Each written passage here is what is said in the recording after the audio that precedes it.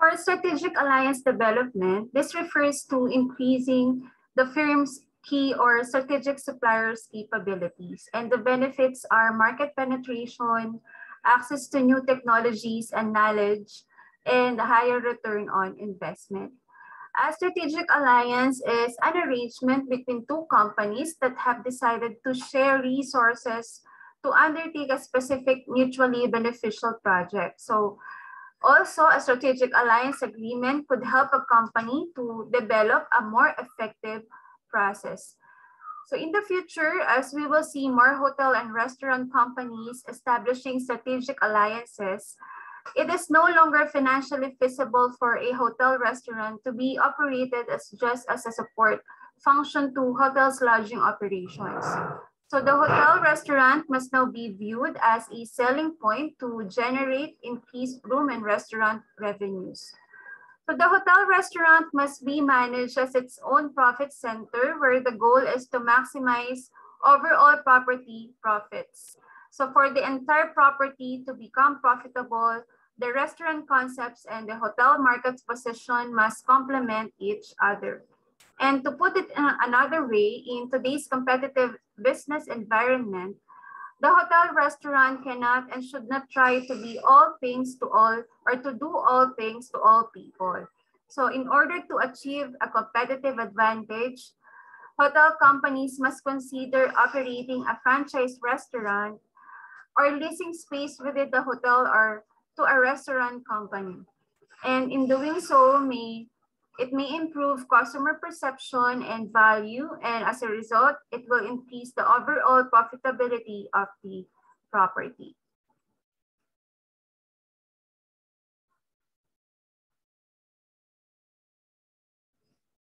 For the different types of negotiation, we have the collaborative negotiation or integrative or win-win, strategic alliance agreements, and the distributive negotiations. So for the first one, we have this members from both parties must trust each other, believe in the validity of each other's perspective, and be committed to working together. So in developing a collaborative negotiation infrastructure, we need to build preparation process, develop a negotiation database, design a negotiation launch process, and institute a feedback mechanism.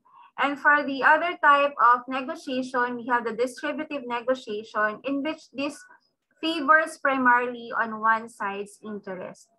In addition, collaborative negotiation often creates collective or joint outcomes and is considered as a win-win situation for both parties. However, competitive negotiation often creates individual or distributive outcomes, which creates a win-loss situation for both the parties. Use of e-procurement systems in the hospitality business. So more effective and less expensive searching to identify manufacturers, distributors, buyers, sellers, product services, and the like represent important purchase considerations. So aligning buyer's needs more closely with detailed product and service information, technical specifications, support and training materials, and related issues can prove quite important.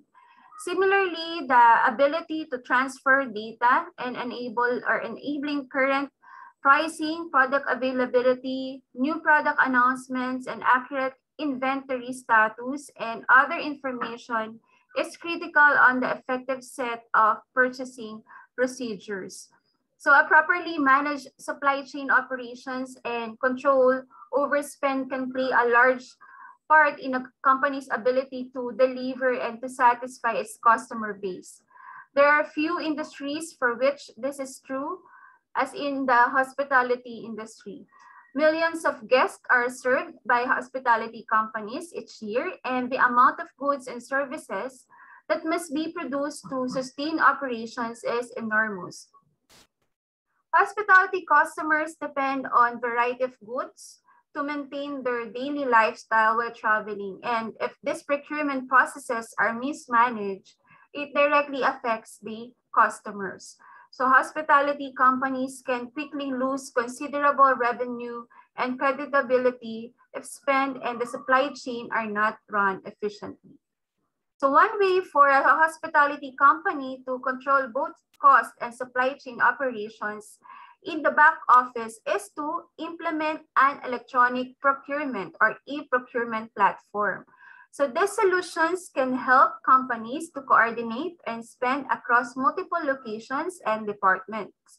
And they centralize all activities pertaining to procurement, from requisitioning to supplier management, while offering a great deal of visibility into spend before and after purchasing. So streamlined procurement processes in turn help hospitality companies to reduce rogue spend and overall processing costs and allow them to offset some of the financial challenges arising from the new competition. So here are some of the advantages or benefits out of e-procurement systems. First, lower transaction cost. Next, improved pricing. Third, it enhances productivity. Fourth, vendor relations. Fifth, leverage purchasing. Six, better product information and customization. Next is customer relationship management or CRM.